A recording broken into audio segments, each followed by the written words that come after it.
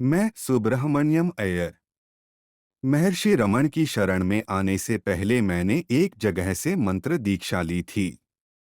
मैं नियमानुसार प्रतिदिन उन मंत्रों का जाप किया करता था। लेकिन महर्षि के पास आने के बाद मैंने वो मंत्र जपने छोड़ दिए।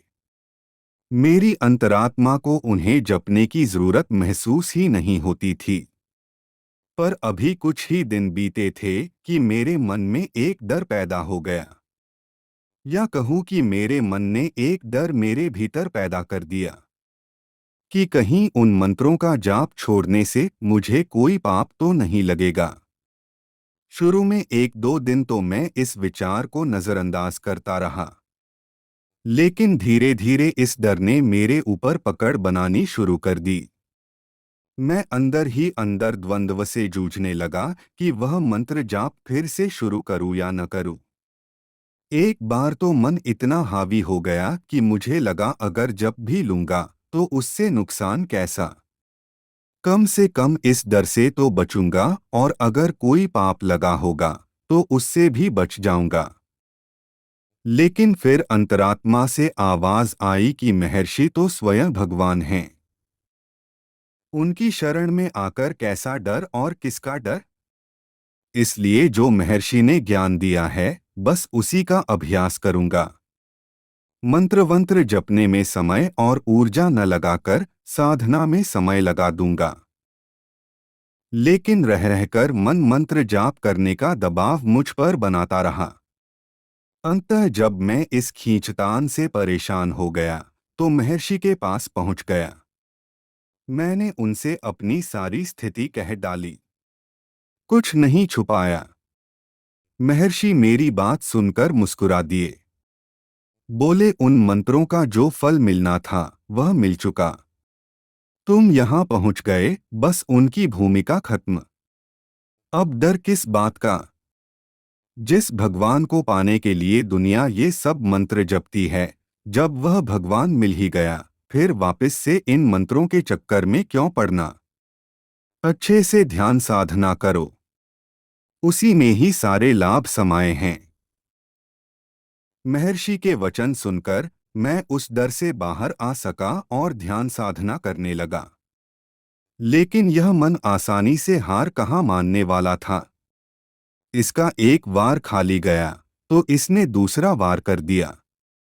अचानक से मेरे सिर में भयंकर दर्द होना शुरू हो गया। कई बार तो दर्द इतना बढ़ जाता कि मुझे लगता जैसे मेरा सिर चूर चूर हो जाएगा। मैं कारण सोचने लगा कि अचानक से यह सिर दर्द क्यों शुरू हुआ। इस पर मेरे मन ने विचार दिया कि तू जो पहले श्वास क्रियाएं करता था उन्हें करना छोड़ दिया, इसलिए ऐसा हो रहा है। दरअसल मैं लंबे समय तक कहीं कहीं से सीखकर कुछ श्वास से संबंधित क्रियाएं करता रहा था। मेरे मन में आया कि उन क्रियाओं को दोबारा से शुरू कर देता हूँ। हो न हो यह सिर दर्द उन्हें न करने के कारण ही हो रहा है। साथ ही यह डर भी घर कर गया कि यह जरूर किसी अशुभ के होने का संकेत है। इस युद्ध को लड़ते लड़ते जब कुछ दिन बीत गए और सिर दर्द ज्यों का त्यों बना रहा, तो इस बार फिर से अपने अंदर चल रहे द्वंद्व को लेकर मैं महर्षि के पास पहुंचा। रात हो चुकी थी और महर्षि के आराम करने का समय था। लेकिन मेरी स्थिति इतनी बिगड़ चुकी थी कि मुझ में और लड़ने की हिम्मत नहीं बची थी। अंतर्यामी भगवान रमण मेरे मन में चल रही इस ऊहापोह से कहाँ अनभिज्ञ थे। इसलिए इतनी रात होने के बावजूद भी उन्होंने मुझे अपने पास बुला लिया।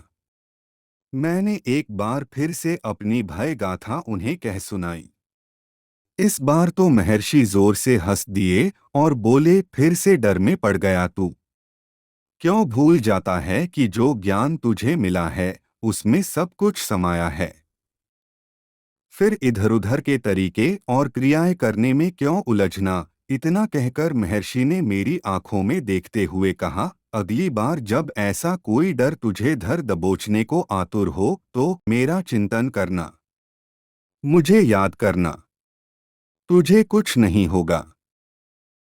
इतना कहकर महर्षि ने मुझे भेज दिया।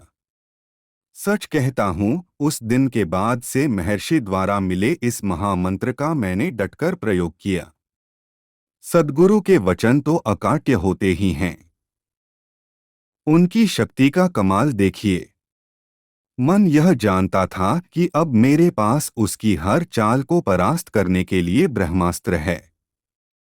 इसलिए डर के मारे उसने मेरे अंदर दोबारा कभी किसी ऐसे डर को पैदा करने की हिम्मत ही नहीं की। और मैं अपने भगवान को याद करता हुआ उनके मार्ग पर एकनिष्ठ होकर बढ़ता रहा, बिना किसी भी इधर-उधर की क्रियाओं या मंत्रों के चक्कर में पड़े। मुझे अच्छी तरह समझ आ चुका था कि जब साथ में सद्गुरु भगवान हो और उनका दिया हुआ ज्ञान हो तो डर कैसा और ठौर पाने के लिए कोई और दर कैसा।